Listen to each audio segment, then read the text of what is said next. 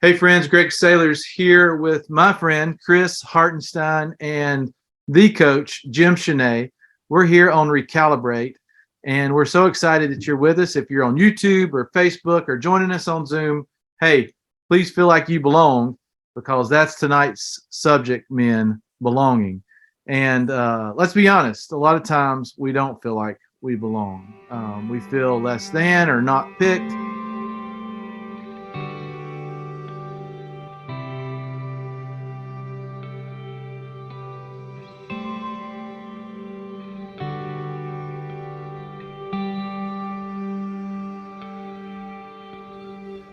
Jim, do you ever remember seeing the the I think Crew did this, but they did this graphic, kind of like the four laws, if you will, where it used to be behave, believe, belong. Barry, I know I think I got this from you originally, buddy.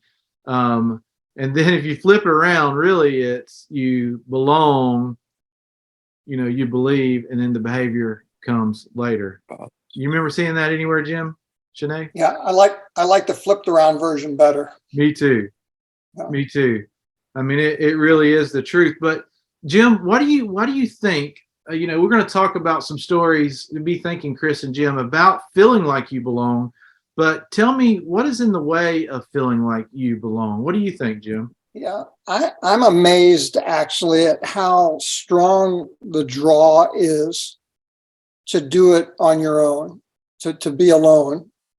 I don't know why that is. I mean, I know that's the enemy. And in my case, my parents were not emotionally involved, and I'm the oldest of six. So my siblings weren't really friends. They were more in my care. I mean, I was in charge of them. And then my friendships in school were either sports or drinking or partying or something. And there was never, I didn't experience much, and then the commercials when I was young were the Marlboro Man and John Wayne and all that stuff. I mean, there's still a draw, an incredibly strong draw for me to try to be alone, to do it alone, to want to go alone.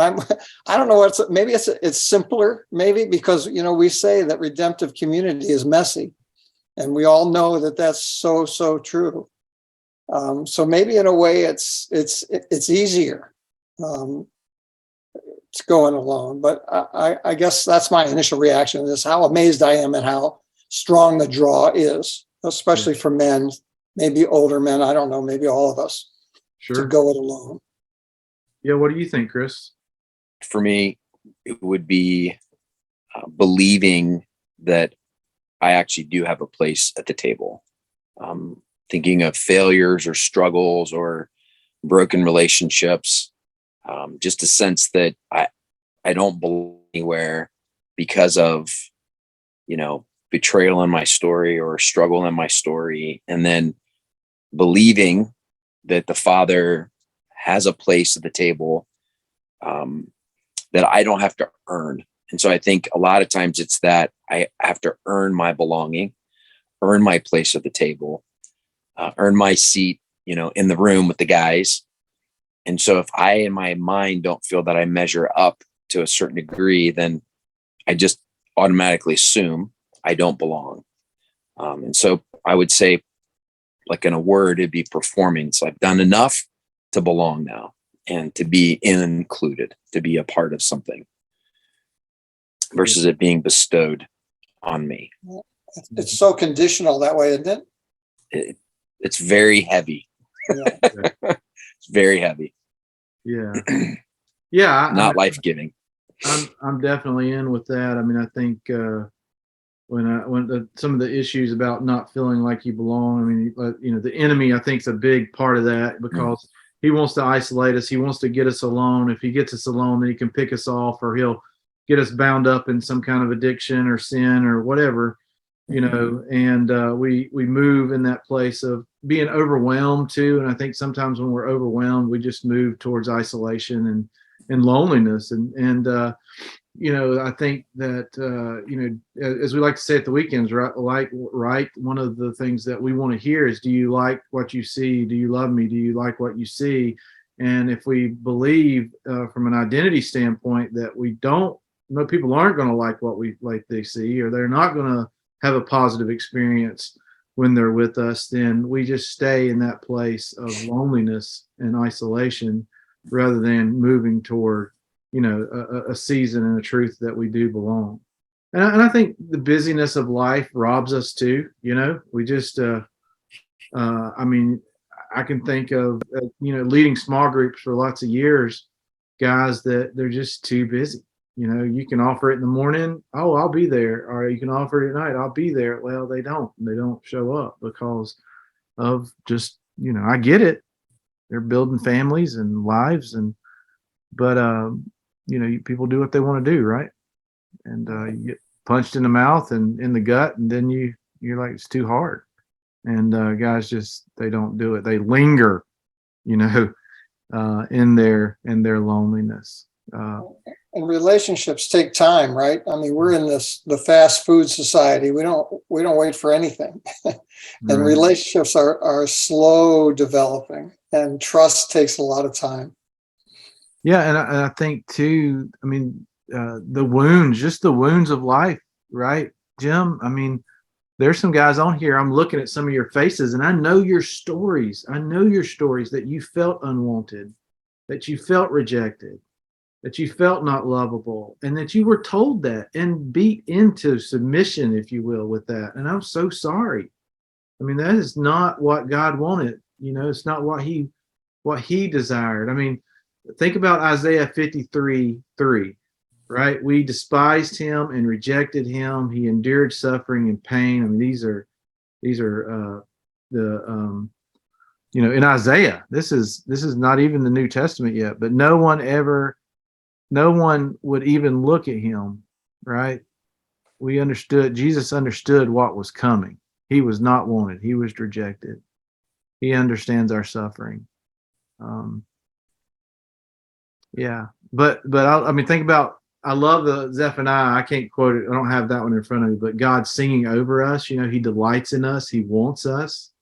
That's such a different, stark, reality that we do belong. And so Jim and Chris, whoever wants to go first, tell me, when you moved out of your isolation and your loneliness, your lonerness, even though there's obviously a draw still to it, when did you start feeling like you belonged? Chris? Let's see. It's what, Thursday? Thank you.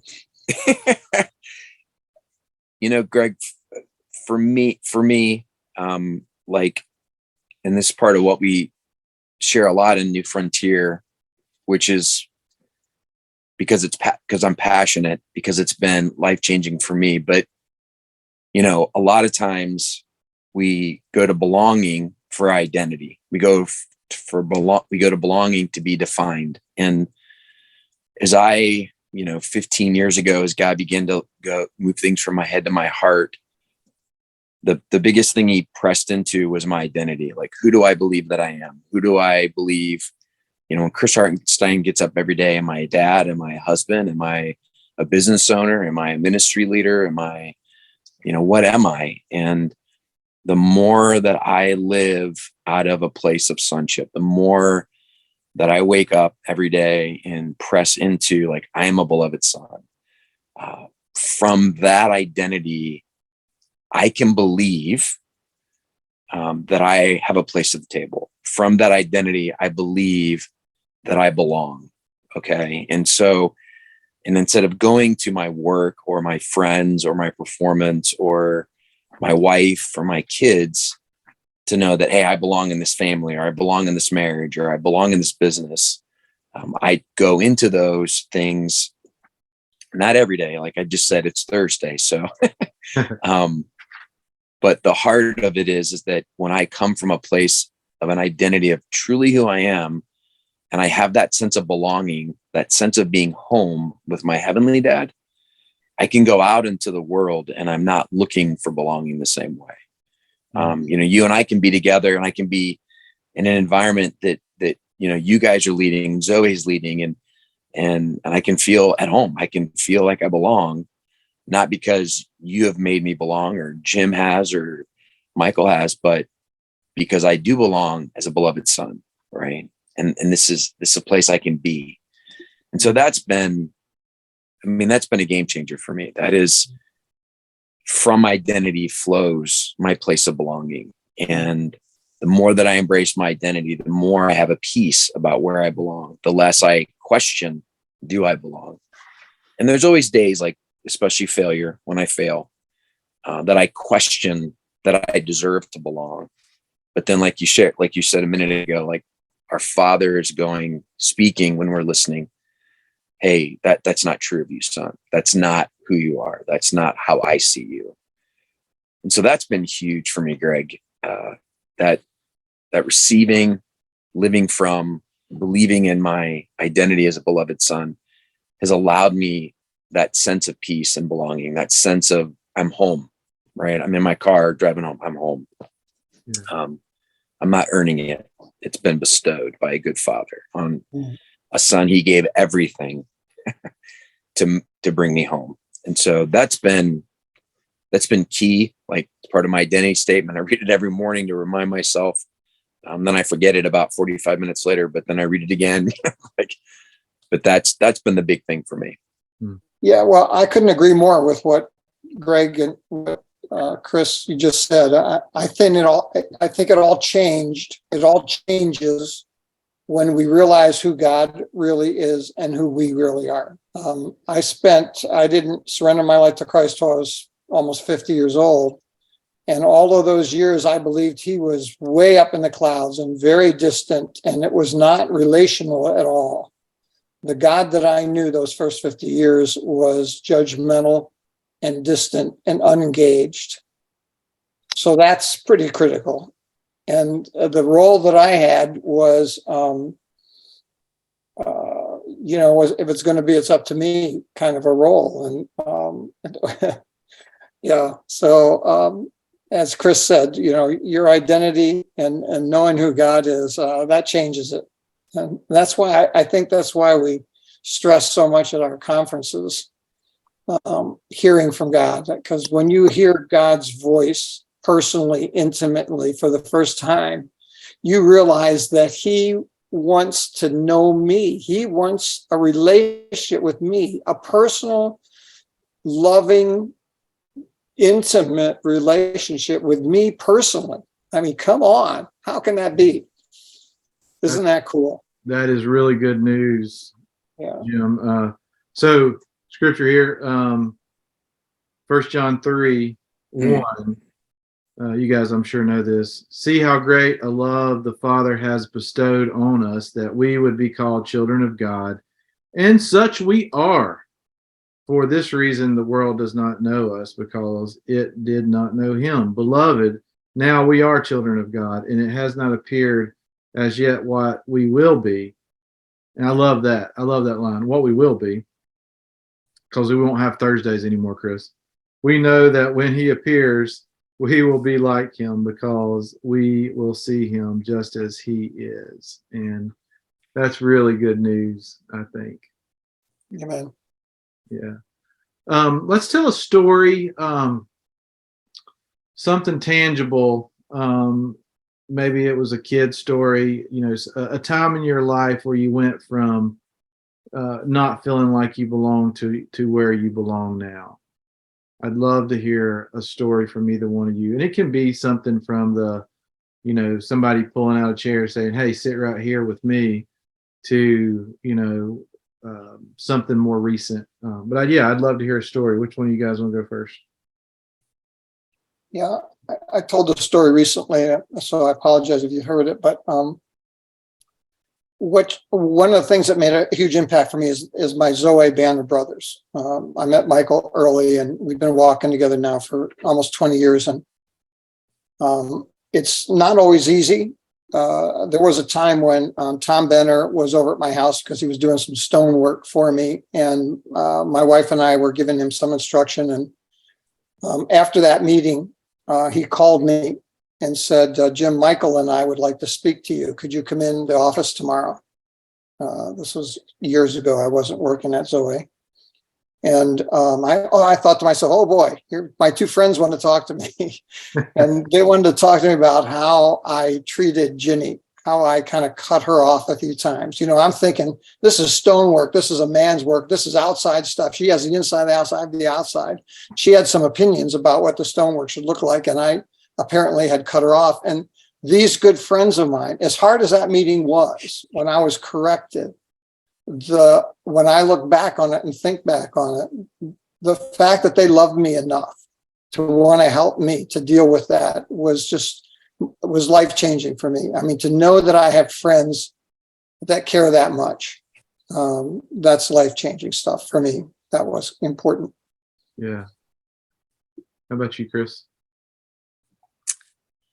Well, it's actually really hard. I don't know that I've thought about stories about belonging. Greg, I think as Jim was speaking, I had to really kind of ask the Father to give me something.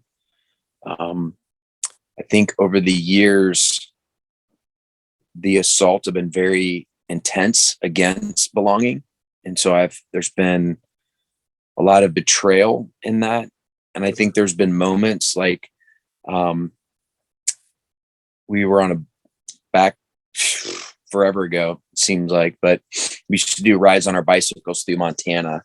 And I had this program where the guys they lost a certain amount of weight, made a commitment. I'd take them to Montana and we'd ride through the state of Montana on our bicycles. And I remember one of the years we had stopped in this little town called Jackson Hole.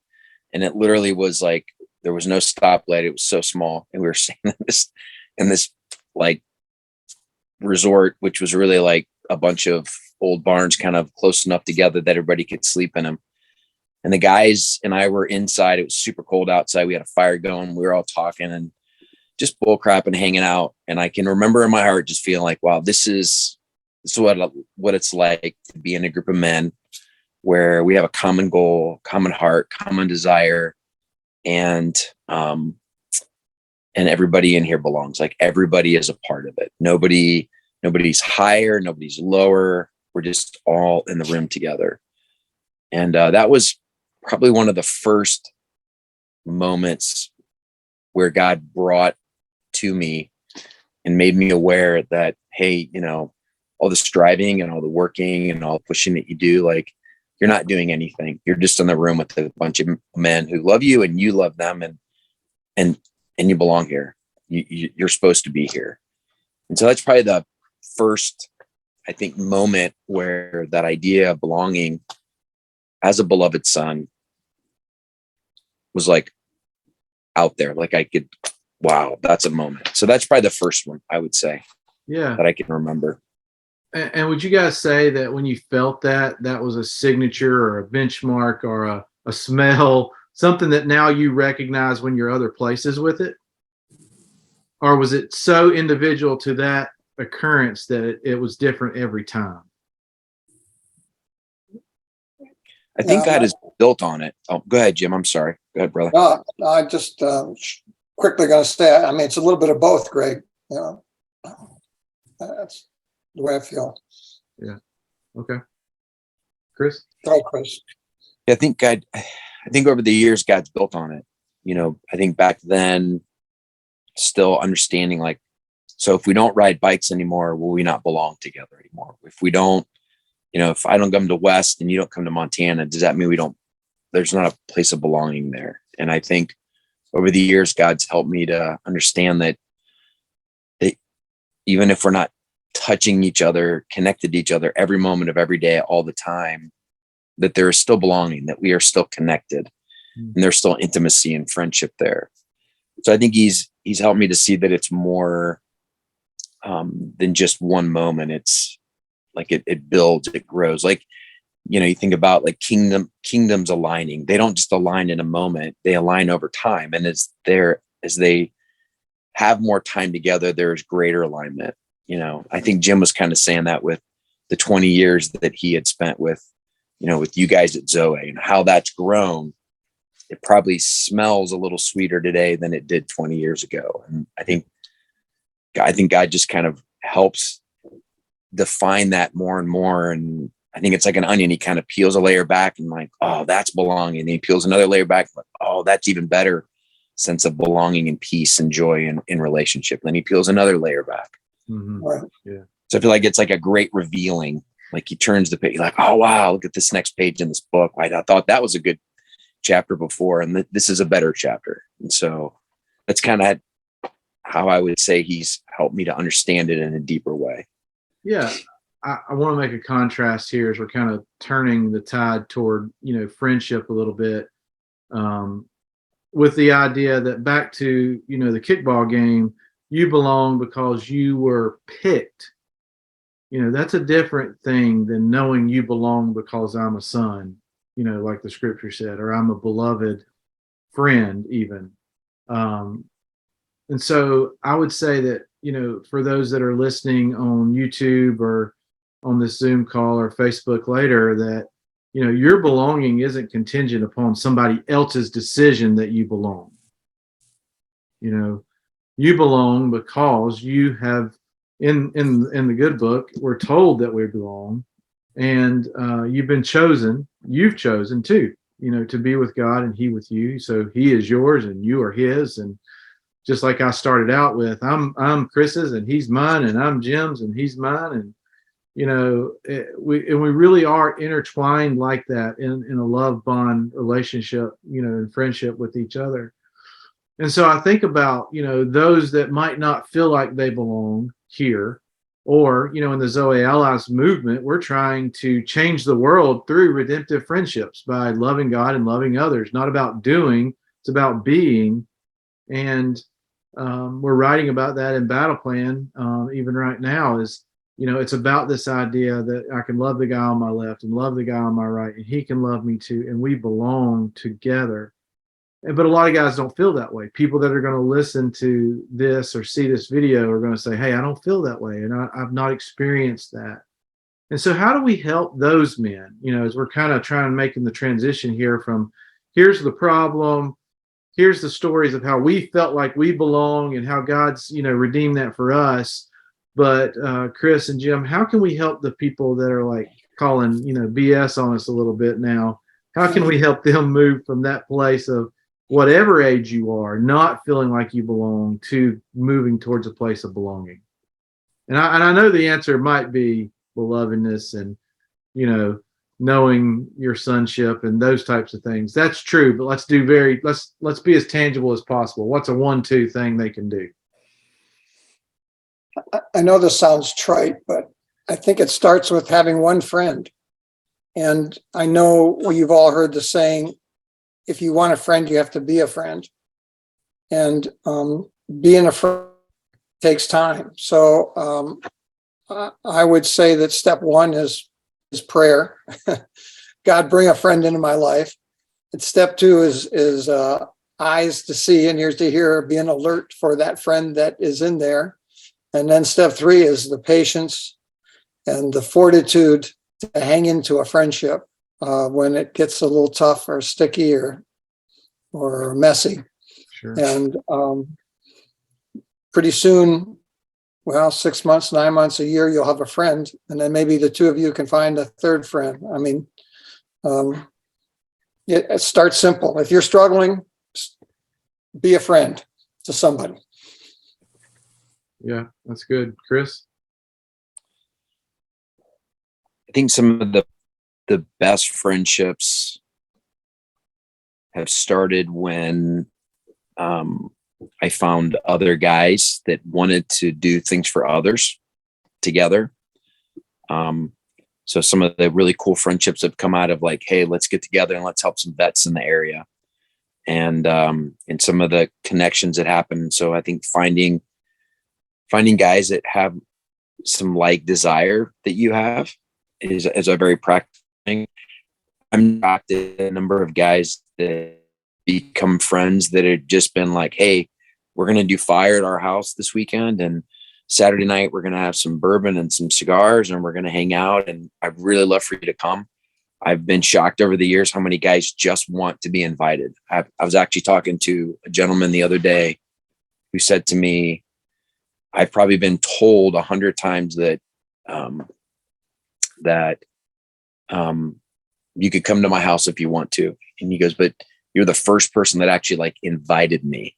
Hey, come over. I want to be with you. I want to hang out with you.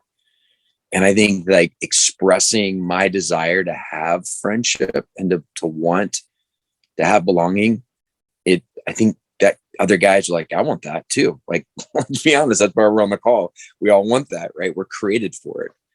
So I think actually reaching out and pulling guys, just asking guys, hey, come over, let's hang out. I've been really surprised at how, not 50 guys, but 4 or 5 guys come over and how that has grown into some pretty cool relationships. And I've been honest, like, hey, I just want to hang with some guys I like. I think are cool. And you guys are guys I like, and I think are cool. And my willingness to risk expressing my desire for belonging and for friendship, spurred them on. Like that honesty spurred them on. So I think, like Jim said, hey, be a good friend. Like invitation is a good way to spur friendships. Yeah. And it doesn't have to be complicated. And being open and honest is a pretty cool way to pull guys in. So I think that's a pretty practical thing that can be done. It's something that's been a part of building my friendships and my community. Yeah. Yeah. Thank you guys for that. I'm in with that too. I feel like the invitations, welcoming, those types of things are things that we can do for sure. If you're on here though, and you're like, well, I'm not in the space to invite anybody because nobody wants to be with me, that type of thing. There's a few things I'd say to you real quickly, which is, again, to be a friend, to have friends is to be a friend. That's really easy, to say, but there's a lot of things that have happened to us. We say this, if you've not read The Heart of a Warrior, I would encourage you to pick that book up and read it. There's the shouldas, couldas, and wouldas that we see from Bagger Vance, the wounds of life, the agreements and the vows that come out of that. And you're like, well, what the heck is that, Greg? Well, go read the book. I promise it'll be in there, and it'll be helpful to you for sure. But as you're starting to, as we like to say in the Zoweh world, get your heart back, and at a place where you can receive love, men, then you can find that group. And the great thing about this allies movement, as I'm looking at the different faces that are here, I mean, we've got countries and states represented where there are groups in your neck of the woods. And if you want to start a group, then I can help. That's what we do at Zoweh Allies. There's literally thousands of them around the world, and we would love to connect you to a group. Don't do life alone, because you do belong. You belong because of who you are in God. Even if you don't know him yet, you still belong. It's okay.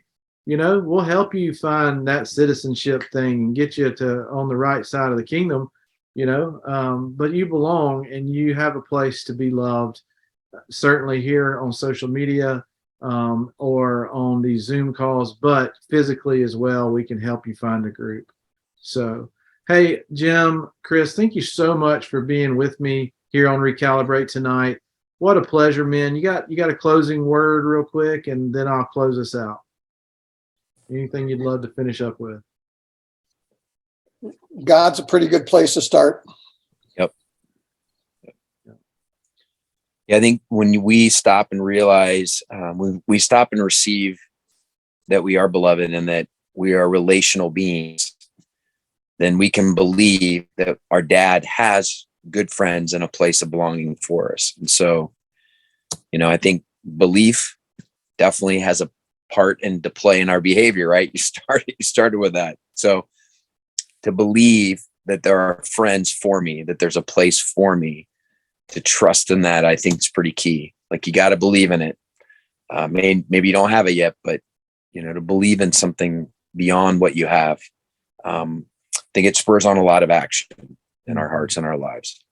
Yeah, I agree with that, man. Thank you guys again. And hey, if you're on YouTube or Facebook and you're watching, we're about to end this portion of the call. But if you're on Zoom, then we keep on going. You should join us next time. We do these on the third Thursday of every month. You can subscribe to the reminders at zoweh.org/allies, and there's a place to go in and put in your phone number. You'll get text occasionally to get reminded, or you can subscribe to the Allies Dispatch. And when you do, you'll get reminders as well as great stories and newsletters from around the kingdom. Thank you so much for being with us tonight on Recalibrate. You can follow us again at zoweh.org/allies, and we look forward to seeing you next time.